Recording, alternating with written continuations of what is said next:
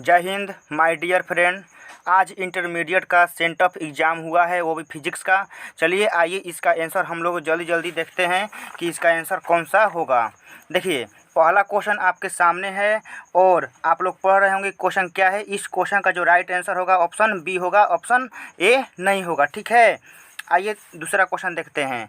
दूसरा क्वेश्चन क्या है कि अपवर्तनांक म्यू बोला है और अपवर्तनांक म्यूएल बोला है, और देख रहे हैं दोनों तरफ यह जो रेखा है वह पार हो रहा है। यह पार तभी होता है जब दोनों आपस में क्या होते हैं, बराबर होते हैं। दोनों का अपवर्तनांक बराबर होता है। इन दो का ऑप्शन होगा सी। चलिए आइए 3 नंबर देखते हैं। 3 नंबर क्या है, एक माध्यम का अपवर्तनांक √2 दिया गया है, तो क्रांतिक कोण पूछा है। तो क्रांतिक कोण होता है साइन थीटा सी समानुपाती 1/n होता है। तो इसका राइट आंसर ऑप्शन बी होगा। ठीक है, आइए 4 नंबर देखते हैं। संयुक्त सूक्ष्मदर्शी के अभिदृश्यक द्वारा बनाया गया प्रतिबिंब पूछा है, तो इसमें हमेशा आभासी और बड़ा बनता है। ठीक है ना, आभासी का मतलब होता है काल्पनिक। ठीक है, काल्पनिक और बड़ा बनता है। ठीक, तो आइए अब नेक्स्ट क्वेश्चन देखते हैं हम लोग 5 नंबर। 5 में क्या पूछा है कि निम्नलिखित में से कौन सा संबंध सही है। ठीक है ना, तो देखिए इसका एक फार्मूला होता है फाई बराबर के एक्स होता है। ठीक है ना, फाई कलांतर होता है, तो कलांतर और के का मान 2 पाई बटा में लेमडा होता है, यानी कलांतर बराबर 2 पाई बटा में लेमडा इंटू एक्स। तो इस क्वेश्चन का राइट आंसर ऑप्शन बी होगा, ऑप्शन सी नहीं होगा। आइए 6 नंबर देखते हैं। 6 नंबर में क्या है, गोलाकार तरंगाग्र को उत्पन्न करने के लिए स्रोत की आकृति है, तो यह हमेशा बिंदु स्रोत ही होता है। इसको आप लर्न किए होंगे, मुझे विश्वास है। अब आइए 7 नंबर हम लोग देखते हैं। ठीक है, 7 नंबर में बोला है कि प्रकाश के रंग की जानकारी में कौन देता है। ठीक है ना, प्रकाश का जो रंग की जानकारी है वो हमारा तरंगदैर्घ्य ही देता है। तरंग ऑप्शन डी होगा, क्योंकि समझिए यहाँ पर प्रकाश का रंग हम लोग पता करते हैं कि प्रकाश का जो रंग एक लाल होता है, तो लाल का तरंगदैर्घ्य ज़्यादा होता है और बैगनी का तरंगदैर्घ्य कम होता है। आइए अब देखते हैं नेक्स्ट में क्या है, 8 नंबर। 8 में बोला है कि उत्तल लेंस के द्वारा कौन सा दृष्टि दोष को हटाया जाता है, तो उत्तल लेंस के द्वारा दूरदृष्टि दोष हटाया जाता है। ठीक है, यही उत्तल लेंस की जगह अवतल लेंस रहता तो इसमें निकट आ जाता है। ठीक है, लेकिन इस क्वेश्चन का राइट आंसर ऑप्शन बी होगा। ठीक है, नंबर तरंगदैर्घ्य के बढ़ने के साथ माध्यम का अपवर्तनांक घटता है, सही है। ठीक है ना, तरंगदैर्घ्य बढ़ता है तो अपवर्तनांक घटता है। ठीक है, आप इसको याद रखिएगा। यूनिवर्सली यानी व्युत्क्रमानुपाती होता है एक दूसरे का। ठीक है, आइए 11 नंबर। 11 में क्या दिया गया है, विभव प्रवणता का एसआई मात्रक पूछा है, तो विभव प्रवणता का एसआई मात्रक वोल्ट मीटर इनवर्स होता है, यानी ऑप्शन डी। ठीक है ना, विभव प्रवणता भी का मात्रक होता है V बटा में डी। ठीक है ना, इससे आप निकाल लीजिएगा। ठीक, आइए 12 नंबर में क्या दिया गया है, एक अंदर आवेश इतना दिया गया है और इसका विद्युत फ्लक्स पूछा है। तो फाई बराबर आप जानते होंगे कि क्यू बटा में क्या होता है, एप्सिलॉन नॉट होता है। क्यू का मान क्या दिया गया है, क्यू माइनस क्यू, और बटा में क्या आएगा, एप्सिलॉन नॉट, यानी ऑप्शन ए राइट आंसर होगा, ऑप्शन बी नहीं होगा। ठीक है ना, 12 का ए होगा। आइए देखते हैं अब नेक्स्ट क्वेश्चन। 13 नंबर में दिया गया है विद्युत क्षेत्र ई में रखे गए पी में टाउ का फार्मूला पूछा है, तो टाउ का फार्मूला पी क्रॉस ई होता है। ठीक है ना, यह टाउ बराबर टूटेगा तो कितना आ जाएगा, पी ई साइन थीटा। ठीक है ना, एक्सप्लेन भी मैं कर रहा हूँ। ठीक है, 14 नंबर में देखिए, एक संधारित्र में संचित विद्युत ये यानी स्थितिज ऊर्जा का व्यंजक पूछा है, तो इसका फार्मूला होता है U बराबर 1/2 CV²। ठीक है ना, इसका 3 फार्मूला होता है, आप याद रखे होंगे। ठीक है, आइए अब 15 नंबर। निर्वात के लिए परावैद्युत स्थिरांक होता है, तो निर्वात के लिए परावैद्युत स्थिरांक का मान हमेशा 1 होता है। ठीक है ना, याद रखिएगा, ऑप्शन सी होगा 15 का। 16 में आइए, प्रतिरोधकता का एसआई मात्रक, तो प्रतिरोधकता का एसआई मात्रक ओम मीटर होता है। ठीक है ना, सही है, यह ओम मीटर सही है। आइए 17 में क्या बोला है, ओम के नियम का सदिशीय निरूपण कितना होगा, तो ओम के नियम का जो सदिशीय रूप होता है वो ऑप्शन ए यानी वेक्टर जे बराबर सिग्मा डॉट ई होता है। ठीक है ना, आइए 19 में, धारावाही चालक के अंदर इलेक्ट्रॉन की गति होती है, तो धारावाही चालक के अंदर जो इलेक्ट्रॉन की गति होती है वो शिफ्टिंग होती है। ठीक है ना, यानी त्वरित होती है। ठीक है, आइए 20 नंबर में। 20 में क्या बोला है कि प्रतिबाधा प्रतिरोध का यानी सिंबल होता है, यानी जैसे प्रतिबाधा कार्य करता है वैसे ही प्रतिरोध भी कार्य करता है। आइए 21 नंबर, यानी 20 का सी हो जाएगा। 21 में क्या है, श्रेणी क्रम एल आर परिपथ का शक्ति गुणांक कितना होगा, तो इसका बी 100% सही होगा। ठीक है, क्योंकि शक्ति गुणांक यानी कोस फाई बराबर होता है आर बटा में जेड। ठीक है, आपको फॉर्मूला भी याद होगा। तो आर ऊपर है, जेड का मान हमारा यह आएगा। ठीक है, दिए गए धारा आई का मान निम्नलिखित में से कौन होगा, तो देखिए यह किरचॉफ का रूल से बनेगा। ठीक है ना, किरचॉफ का एक नियम होता है, पहला नियम आप पढ़े होंगे कि कुल आने वाली धारा बराबर कुल जाने वाली धारा के बराबर होता है। तो इधर से देखिए 4 एम्पियर आ रहा है, इधर से 8 एम्पियर आ रहा है, 8 4 12 एम्पियर आ रहा है, लेकिन निकल कितना रहा है 10 एम्पियर। तो और 2 एम्पियर निकलना चाहिए, तो इसलिए आई का मान कितना हो जाएगा 2 एम्पियर। ठीक है, आइए यहाँ पर देखते हैं 23 नंबर। 23 में बोला है एक सीधे अनंत लंबाई के धारावाही चालक के कारण चुंबकीय क्षेत्र निम्न में से कौन सही होगा। तो धारावाही चालक तार के लिए बी बराबर होता है म्यू नोट आई बटा में 2 पाई आर। ठीक है ना, यह स्टूडेंट सही आंसर मारा है। ठीक है, इसका यही फार्मूला होता है म्यू नोट आई बटा में 2 पाई आर। आइए अब देखते हैं 24 नंबर। 24 नंबर में बोला है कि आदर्श वोल्ट मीटर का प्रतिरोध होता है। तो आदर्श वोल्ट मीटर का प्रतिरोध अनंत होता है। ठीक है ना, और यहीं पर बोलता कि आदर्श ए मीटर का, तो आदर्श ए मीटर का प्रतिरोध 0 होता है। ठीक है, आइए देखते हैं अब नेक्स्ट क्वेश्चन। नेक्स्ट क्वेश्चन हमारे पास है 25 में क्या बोला है कि तप्त तार ए मीटर के द्वारा प्रतिवर्ती धारा का कौन सा मान मापा जाता है। तो तप्त तार ए मीटर के द्वारा यानी कहेंगे कि मूल औसत वर्ग का मान मापा जाता है, यानी रूट मीन स्क्वायर वैल्यू। ठीक है ना, यह बहुत इंपॉर्टेंट क्वेश्चन है, यह एयरफोर्स में भी आया था इस बार। ठीक है, आइए 26 नंबर में क्या बोला है कि एक समान चुंबकीय क्षेत्र में चुंबक के विक्षेपण में किया गया कार्य निम्नलिखित में से कौन सही होगा। तो डब्लू बराबर mv1 - cos थीटा ही होता है। ठीक है ना, यह इलेक्ट्रोस्टैटिक्स में भी कार्य करता है इतना। ठीक है ना, आप जस्ट 2 कॉपी पेस्ट कर लीजिएगा, यह बहुत इंपॉर्टेंट फार्मूला है। आज ये 27 नंबर में 27 में क्या बोला है, चुंबकीय फ्लक्स का एसआई मात्रक। तो चुंबकीय फ्लक्स का एसआई मात्रक वेबर होता है। ओम जो दिया है वो प्रतिरोध का मात्रक होता है, टेस्ला चुंबकीय क्षेत्र का मात्रक होता है, और ओम मीटर जो दिया है वो प्रतिरोधकता का मात्रक होता है। ठीक है, आइए अब नेक्स्ट क्वेश्चन देखते हैं 28 नंबर। 28 में क्या बोला है कि पृथ्वी के चुंबकीय ध्रुव पर नमन कोण। तो पृथ्वी के चुंबकीय ध्रुव पर नमन कोण 90 डिग्री होता है। ठीक है, आइए 29 नंबर। 29 में बोला है कि एक बहुत छोटे चुंबक के इतना समान ध्रुव अक्षीय पूछा है, अक्षीय और निरक्षीय का अनुपात पूछा है। तो अक्षीय और निरक्षीय का अनुपात हमेशा 2:1 ही आता है। ठीक है, ऑप्शन बी होगा। 30 में आ जाइए। 30 में बोला है कि निम्नलिखित में किसका अस्तित्व नहीं है। तो देखिए एक एकल आवेश का भी अस्तित्व है, एकल द्विध्रुव का भी अस्तित्व है, चुंबकीय द्विध्रुव का भी अस्तित्व है, लेकिन एकल चुंबकीय ध्रुव का अस्तित्व नहीं है। यह हमेशा माइनस प्लस संघे ही आएगा, कभी इसको हम जुदा नहीं कर सकते हैं। ठीक है, 31 में पूछा है कि फोटोन की ऊर्जा होती है। तो फोटोन की ऊर्जा होती है ई बराबर फार्मूला होता है एच न्यू होता है, फिर ई बराबर एच सी बाटा में लेमडा होता है। तो इसमें एच न्यू ही दिया गया है। ठीक है, आइए 32 नंबर हम लोग देखते हैं।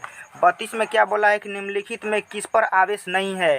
तो अल्फा कण भी आवेशित होता है, बीटा कण भी आवेशित होता है, प्रोटॉन भी आवेशित होता है, लेकिन फोटोन कोण हमारा आवेशहीन होता है। ठीक है ना, इस पर आवेश नहीं होता है। तो 32 का सी होगा। 33 में क्या बोला है कि निम्नलिखित में कौन तरंग संख्या के बराबर है।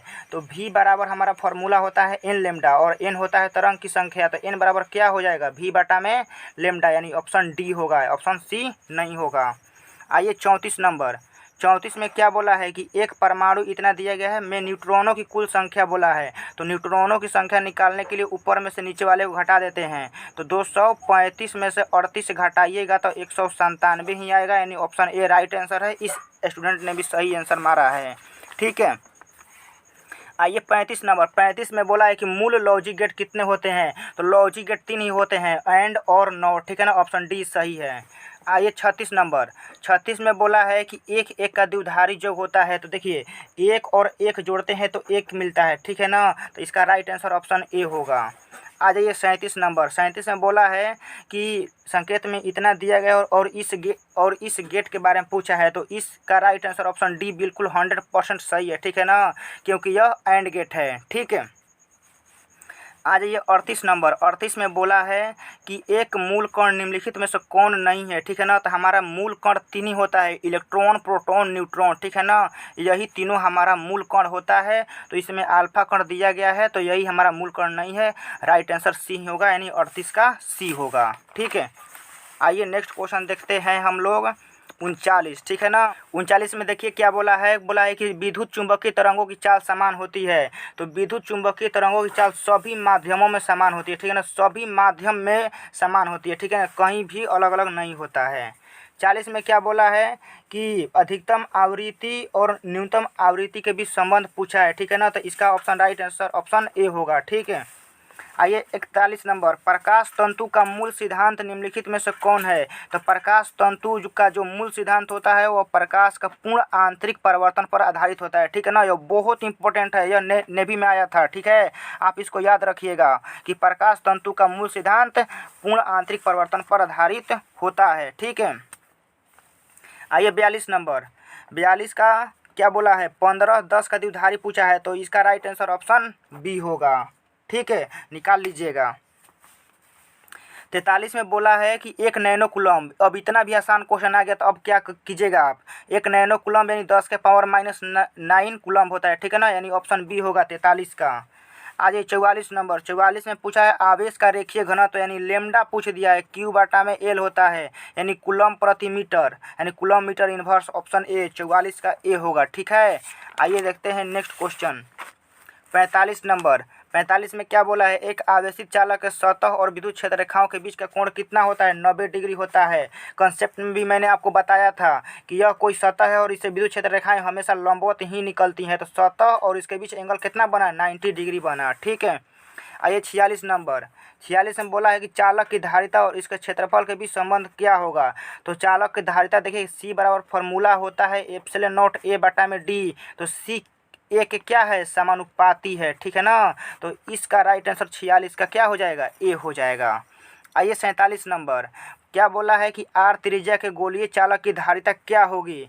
तो देखिए क्या होता है, सी बराबर 4 pi epsilon nought into R होता है, ठीक है ना। यह गोलीय चालक के लिए आता है, याद रखिएगा।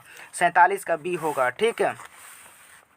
आइए 48 नंबर देखते हैं। क्या बोला है, संधारित्रों के समांतर संयोजन में निम्नलिखित में से कौन सी राशि समान रहती है। समांतर क्रम में हमेशा मेरे दोस्त याद रखिएगा, जिंदगी में हमेशा याद रखिएगा कि समांतर क्रम में हमेशा विभवांतर समान होता है, ठीक है ना। और श्रेणी क्रम में आवेश बढ़ जाता है संधारित्र में, ठीक है। आइए 49 नंबर। 49 में फ्रिंज चौड़ाई, यह तो बहुत इंपॉर्टेंट है, यह तो पूछना ही चाहिए था और पूछ ही दिया। इसका फॉर्मूला देखिए बी बराबर होता है लेमडा कैपिटल डी बटा में छोटा डी, ठीक है ना, यानी ऑप्शन ए 49 का ए होगा। 50 आ जाइए। क्या बोला है, 1 किलोवाट घंटा बराबर होता है। तो 1 किलोवाट घंटा 3.6 × 10⁻6 जूल के बराबर होता है, यानी 50 का बी। 51 में आइए, फ्लेमिंग के दाहिने हाथ का नियम, यह चुंबकीय क्षेत्र की दिशा बताता है, ठीक है ना। यह बहुत ज़्यादा इंपॉर्टेंट है, फ्लेमिंग का दाएं हाथ का नियम, ठीक है। आइए 52 नंबर। 52 नंबर में क्या बोला है, प्रेरणीय प्रतिघात एक सेल बराबर 1 बटा में ओमेगा एल होता है, बहुत इंपॉर्टेंट है, 52 का बी। 53 में क्या बोला है, प्रतिवर्ती धारा परिपथ में शक्ति होता है। तो इसका आंसर राइट आंसर बी होगा, पी एवरेज बराबर E R M S into I R M S into cos phi. यह भी फार्मूला बहुत इंपॉर्टेंट है, अक्सर एग्जाम में फार्मूला ही पूछा जाता है यह, क्योंकि बहुत ज़्यादा इंपॉर्टेंट है फार्मूला इसका। 54 में पूछा है, निम्नलिखित में से किस उपकरण के साथ ताम्र क्षय जुड़ा होता है। तो यह ट्रांसफार्मर के द्वारा जुड़ा होता है, ठीक है ना, 54 का डी होगा। 56 नंबर देखिए क्या बोला है, एक्स किरणों के लिए तरंगदैर्घ्य परास कितना होता है। तो देखिए इसका होता है 10 के पावर -10 से 10 के पावर -8 होता है। तो इसके रेंज में ऑप्शन ए ही आ रहा है, यानी 56 का ए होगा। 57 में क्या बोला है, बर्फ का निरपेक्ष अपवर्तनांक कितना होगा। तो यह हमेशा याद रखिएगा, बर्फ का हमेशा 1.13 ही होता है, यानी 1.31 होता है, ठीक है। आज ये 58 में क्या बोला है, खगोलीय दूरदर्शक के समान संयोजन में नली की लंबाई कितना होता है। तो एल बराबर होता है F O plus F E होता है खगोलीय के लिए, ठीक है, यानी ऑप्शन ए हमारा राइट आंसर होगा 58 का। आ जाइए 59 नंबर। 59 में क्या बोला है, वर्ण विक्षेपण क्षमता होती है। तो वर्ण विक्षेपण क्षमता का फॉर्मूला ऑप्शन ए में ही दिया गया, डायरेक्ट फार्मूला पूछा है। देख रहे हैं फार्मूला बहुत ज़्यादा पूछा है अब की बार। 60 में क्या बोला है कि प्रकीर्णित प्रकाश की तीव्रता आई के लिए निम्नलिखित में से कौन सही है। रैले का नियम पूछा है। आई समानुपाती होता है 1 में लेमडा के पावर 4 यानी ऑप्शन डी, ठीक है ना। रैले के सिद्धांत पूछ दिया है। आज ये देखते हैं 61 नंबर। 61 में क्या बोला है कि इस ए का नाम पूछा है, तो यह तो बहुत हलवा पूछ दिया। ए का क्या होता है, यह द्रव्यमान संख्या होता है, ठीक है ना। जेड क्या होता है, परमाणु संख्या होता है, ठीक है। आज ये 62 नंबर। 62 में क्या बोला है कि एक परमाणु द्रव्यमान मात्रक यू बराबर होता है, यानी 1 AMU बराबर पूछा है, तो यह 1.66 गुना 10 के पावर -27 kg होता है, यानी ऑप्शन ए, यानी 62 का ए होगा। 63 में आ जाइए। 63 में क्या बोला है, रेडियो एक्टिव विकिरण के लिए निम्नलिखित में से कौन सही है। तो रेडियो एक्टिव विकिरण के लिए हमेशा फार्मूला आप यह यूज कीजिएगा, N बराबर N0 इंटू ई के पावर -λT। यह बहुत फार्मूला यूजफुल में आ जाता है, ठीक है। देखते हैं नेक्स्ट क्वेश्चन। नेक्स्ट क्वेश्चन हमारा क्या है, देखिए नेक्स्ट क्वेश्चन बोला है 64 निम्नलिखित में से कौन एक सही है, ठीक है ना। तो देखिए 64 का ए नंबर सही है, आप निकालिएगा यही आएगा, ठीक है। मैंने निकाला था। 65 में क्या बोला है, रचनात्मक व्यतिकरण के लिए कलांतर क्या होगा। तो रचनात्मक में आता है इवेन नंबर, ठीक है ना। यानी पाई में हम लोग इवेन संख्या गुना करते हैं, ठीक है। तो देखिए पाई यहाँ पर है और इसमें 2n हमारा क्या होता है, सम होता है, यानी 65 का हमारा क्या होगा, 1 होगा, ठीक है ना, यानी ए ऑप्शन होगा। 66 में क्या बोला है, 1 मेगा इलेक्ट्रॉन वोल्ट बराबर होता है, तो मेगा में मेरे दोस्त 10 के पावर 6 होता है, ठीक है ना। 10 के पावर -6 माइक्रो होता है, 10 के पावर -9 नैनो होता है। आ जाइए सोडियम। सोडियम का कार्यफलन कितना होता है। तो देखिए सोडियम का कार्यफलन एग्जैक्ट नहीं दिया है, इसमें 2.38 होता है, ठीक है ना, यानी 2.38 होता है। तो इसके रेंज में मारेंगे तो ऑप्शन सी ही आएगा, यानी 67 का, ठीक है। आज ये देखते हैं 68 नंबर। पूछा है नॉर गेट के लिए निम्नलिखित में से कौन सही है। तो नॉर में मेरे दोस्त A+B आता है, और A+B और नॉर पूछा है, तो नॉर में नोट लगा दीजिए, यानी A+B का बार, यानी ऑप्शन डी होगा 68 का। 69 देख लीजिए। 69 में बोला है कि निम्नलिखित में से कौन सा संबंध सही है। तो इसमें हमारा संबंध ऑप्शन सही बी लग रहा है, ठीक है, बी होगा। 70 देखिए। 70 में बोला है कि समान ताप पर अफवाह वेग का मान कौन सा सही है। तो समान ताप पर अफवाह वेग का मान ऑप्शन ए सही होगा, 70 का ए। यह ड्रिफ्ट वेलोसिटी है, ठीक है, 70 का ए होगा। तो देख रहे हैं 70 का 70 क्वेश्चन मैंने सोल्यूशन करा दिया, ठीक है। तो वीडियो अच्छा लगा होगा तो शेयर कीजिएगा। इसी के साथ मिलेंगे नेक्स्ट वीडियो में। जय हिंद, जय भारत।